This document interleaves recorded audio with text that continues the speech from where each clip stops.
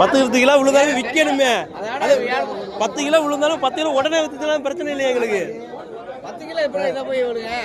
ஒரு 4 கிலோ உட்காந்துருக்குறேன். விடுங்கய்யா, போட்டேன் காசு வாங்கியா. காசா கொடுக்க போறேன். ஓசியில் விடுங்கப்பா.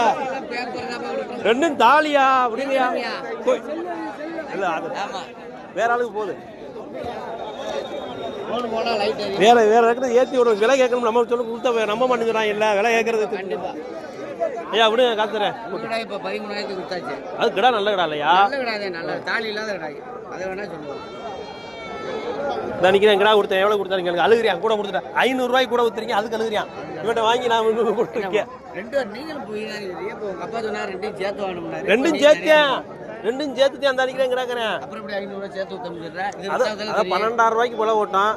13 ரூபாய்க்கு வித்துருக்கு. இது எவ்வளவு விற்க போறோம் தெரியாது. ஆனா சொல்றேன் நீங்க கூட ஊத்துட்டியா அப்படின்னு சொல்றியா. இது